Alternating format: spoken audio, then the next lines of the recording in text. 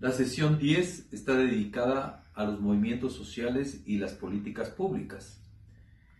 Esta es una temática interesante que tiene que ver con la relación con el Estado en términos de la apertura, de la eficacia que tiene el Estado y el gobierno en relación con las políticas públicas. Básicamente lo que podríamos llamar con varios analistas de movimientos sociales los inputs y los outputs de la política pública.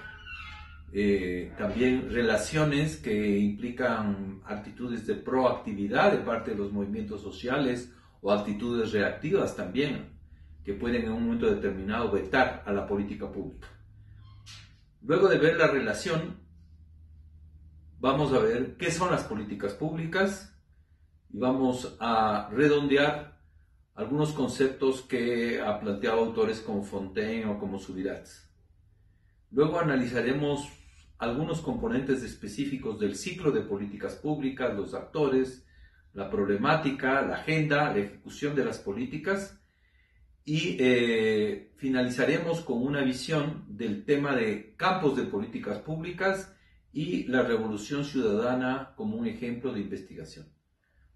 Fundamentalmente, la relación entre actores sociales y Estado tiene que ver con una doble vuelta. Una primera que tiene que ver con la incidencia que los movimientos sociales hacen en las políticas públicas, pero no hay que descuidar el hecho de que el Estado también modela las demandas, los procedimientos, reconoce a los actores, es decir, de alguna manera también interviene en modelar a los actores sociales. Como les decía, en esta doble relación hay un input que implica la capacidad que tiene el Estado de integrar las demandas de los sectores populares en un momento determinado.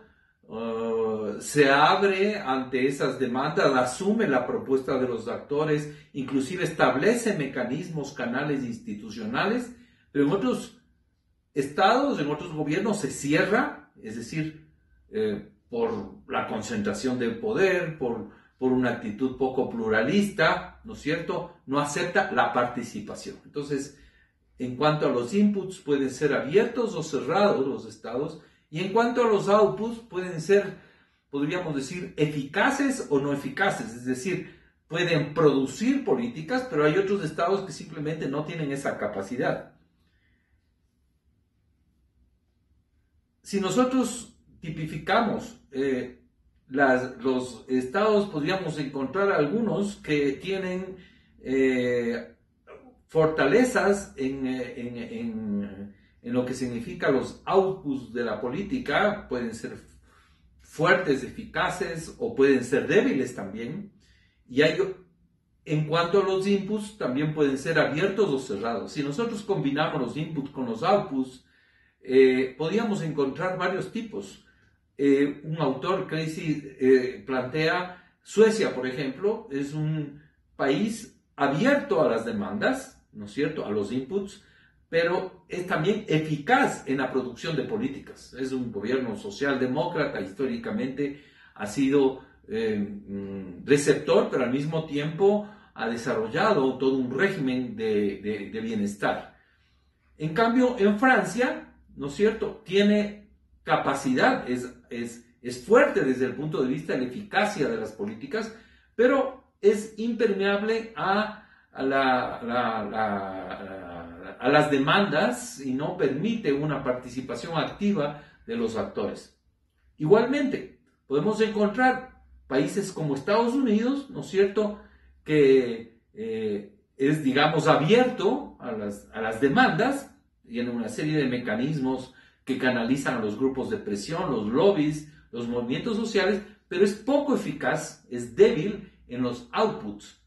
En Colombia podríamos encontrar un país que no tiene apertura hacia las demandas y que tampoco tiene eficacia en lo que significa la ejecución de las políticas. Entonces, esta relación entre la apertura o no de los estados ante los movimientos sociales y por otro lado la eficacia o no en la producción de políticas es una forma de acercarnos a esta problemática. Y también lo que podríamos decir con relación a los movimientos sociales. Esto podríamos señalar, como plantean algunos autores, como una influencia de los movimientos, de los movimientos sociales ante el Estado, con una actitud proactiva, es decir, con una actitud que implica propuestas, que implica demandas, que implica intervención con sus representantes, ¿no es cierto?, en lo que significa la discusión de las políticas públicas e inclusive el establecimiento de una agenda de discusión con los gobiernos. Podría ser proactiva, pero también podría ser negativa, es decir, los movimientos sociales en esta relación de políticas públicas pueden negarse a aceptar, ¿no es cierto?, tanto con protestas, ¿no es cierto?, o como acciones que definitivamente vetan, caso, por ejemplo, del tema del Parlamento de Guatemala en estos días, que las movilizaciones lograron vetar la resolución del Parlamento en términos de lo que significa la aprobación del presupuesto. En ese sentido podría haber influencia, como les digo, proactiva o influencia reactiva y negativa ante las políticas. Una vez aproximados a esta problemática entre movimientos sociales y Estado, veamos qué significa la política pública. Un autor definía que es el conjunto de prácticas que emanan de los actores públicos, resultados de la autoridad investida de poder político. Es decir, tenemos una autoridad, tenemos prácticas, tenemos la legitimidad para impulsar esas políticas. Esto implica un programa que define dos dimensiones. Por un lado, toda la cuestión normativa y por otro lado, la dimensión coercitiva. Es decir, estamos hablando también de leyes, estamos hablando de normas. La política pública tiene tres dimensiones aproximadamente. Tenemos por un lado la parte política misma. Muchas veces se considera que la política pública es un problema técnico, cuando no solamente es un problema técnico, es un problema de concertación de intereses o de imposición de intereses, por lo cual los actores participan y en definitiva los que tienen más poder logran mayor influencia. Es un tema político, pero también es un tema técnico, porque la problemática tiene que ser diagnosticada, tiene que ser elaborada una propuesta técnica, implica definición de instrumentos, de definición de programas técnicos, definición de equipos, de burocracia, planificación, etc. Entonces, tienes un componente político, un componente técnico y un tercero que es tan importante como eso, que es el tema de que los gobiernos tienen que legitimar, ¿no es cierto?, ante la población y a tus propios unidades burocráticas, tienen que legitimar esa política. Eso implica además el hecho de que convenzan a los demás de que es legítima y que hay razones para implementar esa política. Caso, por ejemplo, de Guatemala que les había mencionado, está clarísimo que ellos no lograron convencer a nadie y salió la población en contra de esos presupuestos, en donde había problemas que tienen que ver con la pandemia, que tienen que ver con los huracanes, las lluvias, ¿no es cierto?, y que obviamente tiene que ver con la desigualdad histórica de ese país, en donde, en definitiva, no está legitimada la decisión tomada por el Parlamento y el Ejecutivo con respecto al presupuesto. ¿Cuál es el ciclo para las políticas públicas? Tenemos primero lo que significa la discusión, deliberación y determinación de algo que Fontaine lo subraya, que es la definición del problema. Es decir, de acuerdo a cómo se define el problema, cuando uno se define el problema, también define de alguna manera una solución. Este problema tiene tal solución. Son las dos cosas que están vinculadas. Y como les decía, eso depende de la deliberación pública y de las relaciones de poder. Una vez definido cuál es el problema, eso implica integrar dentro de la agenda gubernamental, la formulación de la agenda, luego todo lo que significa la instrumentalización, la planificación, etcétera, la implementación de las acciones y la evaluación de resultados. Como les digo, La investigación sobre políticas públicas muchas veces ha desmerecido y ha desconocido la intervención de los movimientos sociales. Pero, como Fontaine lo señala, la definición del problema es de alguna manera una variable dependiente. Es decir, no hay que pensar que es la política la variable, digamos, independiente, sino que es una variable dependiente fruto de la correlación de fuerzas, del sistema institucional, de la herencia que ha tenido el Estado, la experiencia que ha tenido el Estado. Pero son varios elementos y factores que inciden en la definición, y entre ellos el tema de las relaciones de poder entre los actores y por lo tanto la posibilidad de que los movimientos sociales puedan intervenir, porque los actores tienen intereses, tienen estrategias, tienen recursos, tienen capacidad y repertorios para movilizarse, para hacer campañas, para incidir, ¿no es cierto?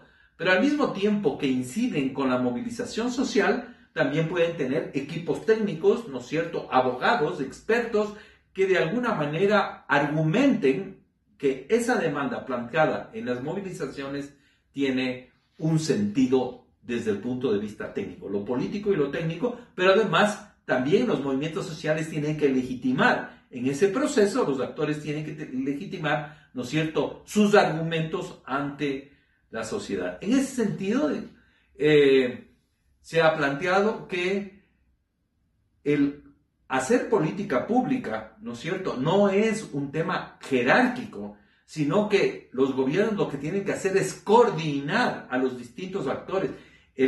La gobernanza en el arte, ¿no es cierto?, de coordinar y de ampliar la deliberación, la participación de los actores. Entonces, los actores son elementos importantes y, como les decía, tienen que ver tanto con actores sociales como actores políticos, como actores técnicos. Se genera una corriente de opinión, lo que llaman una comunidad epistémica, ¿no es cierto?, en el cual hay ciertos problemas que de alguna manera se ven con filtro. Por ejemplo, el tema de la corrupción. El tema de la corrupción se ve a través de un filtro que se va montando desde 2012, 2013, que advertí para precisamente llegar a donde estamos, es decir, enjuiciar a los miembros del gobierno de la Revolución Ciudadana. Eso es, digamos, la constitución de un cierto filtro, una cierta percepción sobre los problemas públicos que hacen que ese problema esté en la agenda gubernamental. Y también, obviamente, ONGs, coaliciones muchas veces en donde se incorporan los movimientos sociales, pero también universidades, también ONGs, también expertos, ¿no es cierto?, que hablan sobre esta temática. Entonces, una vez definidos los actores, ¿no es cierto?, que como les digo, tienen intereses, tienen estrategias políticas, tienen capacidad también de argumentación técnica y tienen capacidad mediática, eso tiene que convertirse en una agenda gubernamental. Por lo tanto, hay un conjunto de ideas que marcan la agenda gubernamental para que ese problema que ha sido deliberado públicamente entre dentro ya de la agenda de política pública. Para eso hay que armar el lío, hay que hacerle el bullicio, hay que generar, digamos, conflicto para que esto sea parte de esa agenda gubernamental. Entonces, estamos la deliberación, estamos la participación de actores y pasa, ¿no es cierto?, a la agenda gubernamental. En este sentido, les había señalado la definición del problema central y la definición de la solución es un tema importante. En definitiva, Fontaine señala que lo que se acaba decidiendo no es más que la definición del problema. En la definición del problema está la política, también dice Subirats, ¿no es cierto?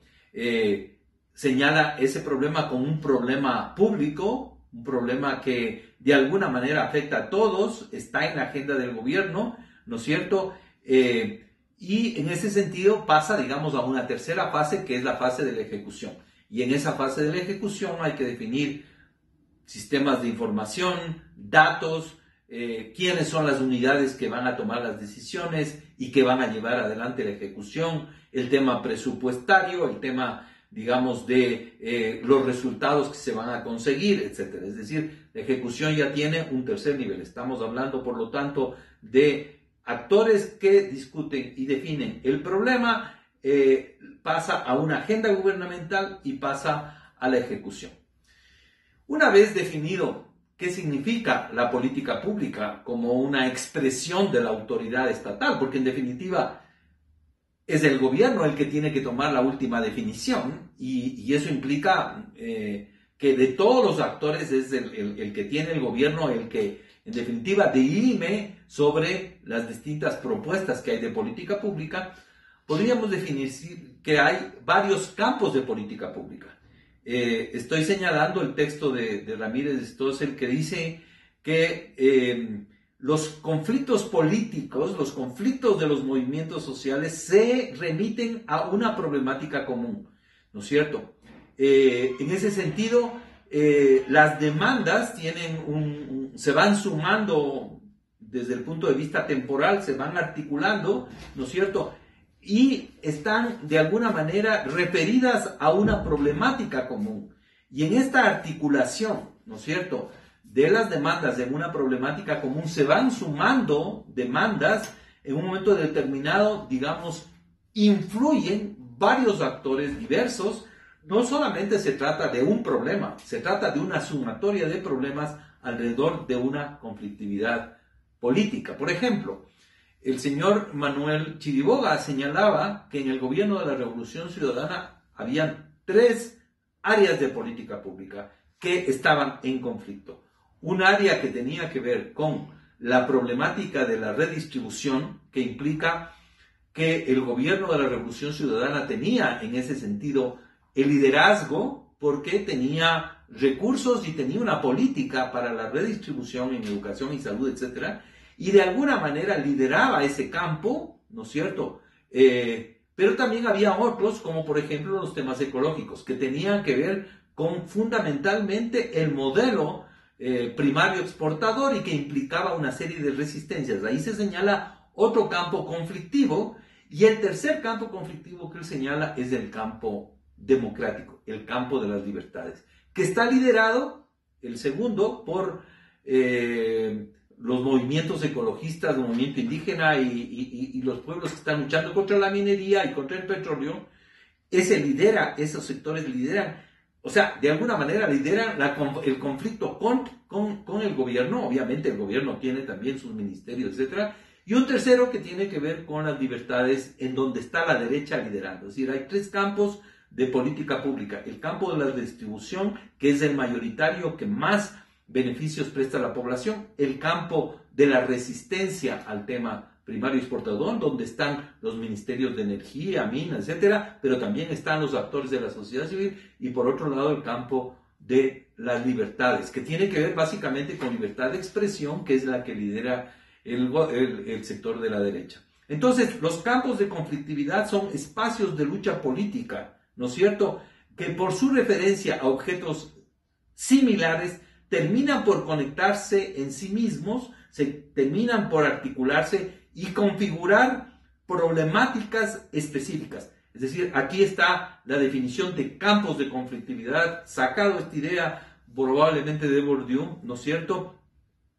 en donde por un lado están las demandas y por otro lado los conflictos que se van sumando y que constituyen problemas públicos. Como habíamos dicho, en el problema está la definición clara de la política pública. Es decir, en el caso, por ejemplo, ecológico, ¿se constituye o no? Habría que preguntarse un campo de conflictividad alrededor de la producción primaria exportadora, pero el gobierno tiene liderazgo y finalmente el gobierno es el que toma las decisiones. Pero también los actores tienen capacidad de reorientar. Y si bien las marchas que llegaron a Carondelet y las manifestaciones que hicieron los indígenas no tuvieron capacidad de influir, definitivamente el gobierno lo definió en el caso ecológico, ¿no es cierto? Habría que ver cómo el gobierno fue orientando su política hasta llegar al tema de Yasuní, en donde definitivamente se abandonó esa posición. Entonces, Los campos de conflictividad política implican una suma de actores y de demandas sobre una misma problemática que de alguna manera se van articulando y van elevando el problema a un problema público, ¿no es cierto? Con una dimensión que de alguna manera puede modificar las políticas públicas, ¿no? Quisiera en ese sentido darles un ejemplo de lo que significa una política pública, varias políticas públicas que tienen que ver con lo que significa la definición del gobierno de la Revolución Ciudadana sobre lo que son las organizaciones sociales. ¿Cuál es la política que tiene el gobierno de la Revolución Ciudadana para las organizaciones sociales, para la movilización social? Es una pregunta que es importante de contestarla. No tiene una respuesta muy clara, porque el gobierno es un gobierno que va variando. Por un lado tiene, como habíamos señalado en un momento determinado, una apertura en la fase constituyente, en donde se integran las demandas, es decir, funcionan los inputs de la política pública cuando se recogen las demandas en la constituyente de Montecristi. Por otro lado, tiene un output que tiene que ver con la eficacia que el gobierno demuestra en llevar adelante muchas de las políticas nacionalistas, redistributivas, desde el comienzo, pero luego en el proceso se va cerrando hacia las demandas de la organización popular y al mismo tiempo mantiene, digamos, lo que podríamos decir un output eficaz en lo que significa el ejercicio de la política hasta prácticamente finales del gobierno, donde hay una cierta declinación. Entonces ahí vemos qué sucede en lo que significa la apertura de parte del Estado y del gobierno de la Revolución Ciudadana a las organizaciones populares. Primero apertura y eficacia en el ejercicio y en la ejecución de las políticas, y después un cierre ante las demandas. ¿Cuáles son las políticas fundamentales que se llevan adelante? Las políticas de distribución que hemos mencionado, las políticas de servicios públicos, por otro lado también las políticas que tienen que ver con la descorporativización del Estado, por ejemplo el decreto 016 y otras políticas. Hay que señalar una cosa, desde el punto de vista institucional, esas políticas fueron ejecutadas por distintas unidades del Estado en todo este proceso. Es decir, si la constituyente fue un elemento fundamental y el factor central institucional en la primera fase, luego va tomando poder básicamente el Ejecutivo, Semplades fundamentalmente, el presidente de la República, ¿no es cierto? El legislativo tiene importancia, especialmente a partir de lo que significa el debate de las leyes, pero luego el Ministerio de Coordinación de la Política toma el liderazgo durante un tiempo hasta cuando el poder al interior del Estado se desplaza hacia lo que podríamos decir el círculo cercano al gobierno, fundamentalmente lo que significa la presencia de Vinicio Alvarado como comunicador y como secretario general de la administración, el tema de la parte legal administrada por Alexis Mera y la parte judicial administrada por Hall y Serrano. Es decir, de alguna manera al interior del Estado también hay distintas unidades que van desplazando en las relaciones de poder al interior del Estado y que van definiendo, en definitiva, esa situación. Como les decía, al comienzo hubo un clima primaveral en la Revolución Ciudadana en donde se aceptaron muchísimas de las demandas de Montecristi, ¿no es cierto? El Estado reconocía los derechos, reconocía muchos canales de participación, ¿no es cierto? Esto fue refrendado inclusive por parte de la población en un referéndum, ¿no es cierto? Pero también la Constitución, aunque fue muy ambiciosa desde el punto de vista de los derechos y de las libertades, etcétera, también hubo dos temas que estuvieron marcando algunos de los artículos. El uno fue el tema del ejercicio de los derechos y libertades democráticas por parte de los trabajadores del Estado, prohibición de derecho de huelga, prohibición de organización en el sector estatal, y por otro lado el tema de la descorporativización, en donde ya estaban presentes algunos artículos. En términos de la política pública, tomó un rol muy importante todo el debate legislativo, especialmente la Ley Orgánica de Participación Ciudadana, que de alguna manera operativiza varios de los avances planteados por la Constituyente. Por ejemplo, el tema de los derechos, de la democracia directa, instancias de participación, una amplia trama institucional que estaba planteada desde los gobiernos locales hasta el gobierno nacional, los consejos de participación, etc. Es decir, hay si quieren, hay una reproducción de la Constitución en lo que significa las leyes. Hay varias leyes que tienen que ver con el tema de la participación. Pero, ¿qué pasaba con la ejecución de las políticas? Ya se ha señalado el tema de la descorporativización. El gobierno de la Revolución Ciudadana, a través de Centrales, hace un estudio sobre aproximadamente 59 consejos de participación de la sociedad civil. ¿Y cuál es el eje de la política? La descorporativización, es decir, que la presencia que habían tenido los sindicatos, los empresarios, actores de trabajadores, los mismos maestros, pues sea recortada. ¿Cuál era el argumento? El argumento fundamental era que el gobierno es el llamado al bien común, es el llamado a garantizar los derechos, es el llamado a que el bien común se concrete como parte de la política pública. No las organizaciones sociales, porque las organizaciones sociales o gremiales tienen intereses particulares. Este fue el discurso del gobierno y con esto comenzaron a desmontar muchos de estos consejos de una manera sistemática. Por ejemplo, el consejo, las instancias corporativas donde participaba la Unión Nacional de Educadores o donde participaba la CONAIE, en donde se cortó la posibilidad de que los gremios y que las organizaciones indígenas participen en la selección, por ejemplo, de profesores, en el ascenso de profesores, en el arbitraje de conflictos, en la capacitación. Es decir, de alguna manera se desmontó como un ejemplo de la política, pero esta política de descorporativización estuvo presente ante la policía, fue ante los consejos de derechos que entraron en un largo proceso de desgaste. Otra política fue, por ejemplo, la no obligatoriedad en la colegiatura de los gremios. Es decir, que si antes había obligación de participar en el colegio de arquitectos, ahora ya no era obligatorio. En el colegio de ingenieros, en el colegio de médicos, en la Unión Nacional de Educadores. Es decir, se quitó la obligación de participar en las organizaciones sociales, lo cual implicaba un debilitamiento precisamente.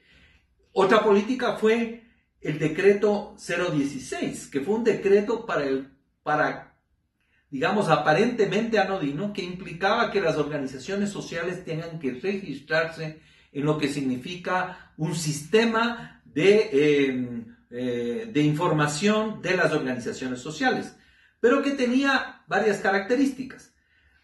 En primer lugar, el Estado podía intervenir, ¿no es cierto?, en lo que significa la personería jurídica. Un funcionario podría determinar si se aceptaba o no se aceptaba a tal organización. Podían solicitar certificados, una serie de requisitos que tienen que ver con seguridad social, que tienen que ver con lo que significa el Ministerio de Trabajo. Es decir, establecieron una serie de procedimientos y requisitos en los cuales los funcionarios tenían la capacidad, digamos, arbitraria de determinar si una organización podía ser legal o no podía ser legal. Esto en contra de muchos de los pactos que el Ecuador había firmado con respecto a los derechos de la organización social, el hecho de que, por ejemplo, clarísimamente la Comisión Interamericana decía que los requisitos legales no deben impedir o limitar la creación o funcionamiento de las organizaciones. Inclusive se establecieron causales para la disolución de la organización si la organización no cumplía los fines, y los fines no podían ser fines políticos, a pesar de que el derecho de la libertad de organización permite que las organizaciones sociales puedan participar, por ejemplo, en un pronunciamiento sobre lo que significan las elecciones o lo que significa la violación de los derechos humanos o otro tipo de temas que tienen que ver con lo que significa la libertad de organización.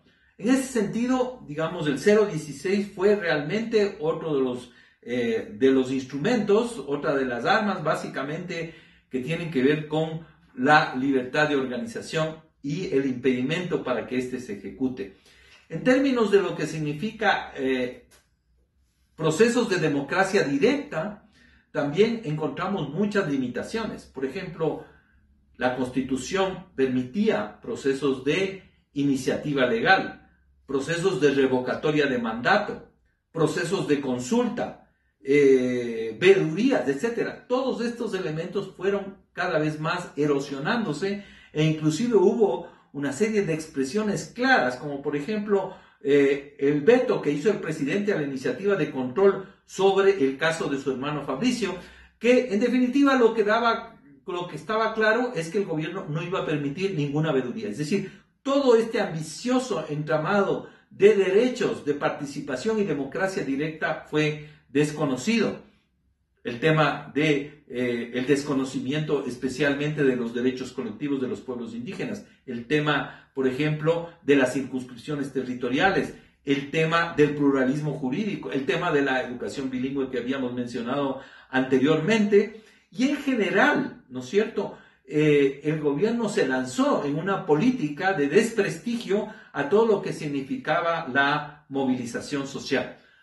También el gobierno llevó adelante una serie de políticas que de alguna manera estaban sustentadas en su capacidad presupuestaria, en su ingente capacidad de recursos para negociar con los actores sociales. Es decir, hay varias políticas también, junto con estas políticas más de contención de la organización, hubo políticas para abrir el Estado, por ejemplo, a todo lo que significaba las iniciativas de economía popular, hacer contratos para la provisión de insumos para el Estado, ¿no es cierto? Convenios, proyectos que se daban y se gestionaban a través de las organizaciones populares, la constitución de redes de organizaciones sociales, especialmente del Ministerio de Coordinación de la Política, en donde hubieron más o menos unas 10 redes de organizaciones sociales, de montubios, de pescadores, de maestros, etcétera, etcétera, que en definitiva mostraban una cierta apertura y tal vez lo más importante también la distribución de recursos a través de las juntas parroquiales. Este es un segundo campo, es decir, estamos hablando primero de un campo en el cual el gobierno se cierra a lo que significa las políticas, digamos, a las libertades de organización social, especialmente en el proceso de descorporativización, el 016, la prohibición de la organización sindical en los trabajadores públicos. Por otro lado, una apertura en términos de la negociación con los actores sociales vía negociación de recursos, y una tercera que tiene que ver con la política de control y represión, que fue puntual hasta el 30 de septiembre. El gobierno asume desde ahí un enfoque sistemático de judicialización de la protesta que se implementará en los siguientes años. En definitiva, la política ante las organizaciones populares es, de alguna manera, uno de los elementos conflictivos que impidieron precisamente que esa participación de los actores sociales con sus demandas y sus propuestas lleguen al gobierno. Esto pasó especialmente en la segunda fase y en la tercera fase del gobierno en términos de lo que significa los inputs de la política social, pero al mismo tiempo el gobierno impulsó y ejecutó una serie de políticas que tienen que ver con lo que hemos llamado los outputs de la política pública, en donde demostró bastante eficacia. Tenemos además una serie de elementos que tienen que ver con los enfoques mediáticos, con los procesos de legitimación de las políticas. Es decir, estamos mostrando cómo, ¿no es cierto?, este nivel de intervención de los actores sociales tuvieron límites en lo que significa el gobierno de la Revolución Ciudadana, pero que además el gobierno de la Revolución Ciudadana buscó modelar las organizaciones sociales con una serie de decretos y procedimientos institucionales en donde vemos entonces el juego en la relación entre actores y Estado. Muchas gracias.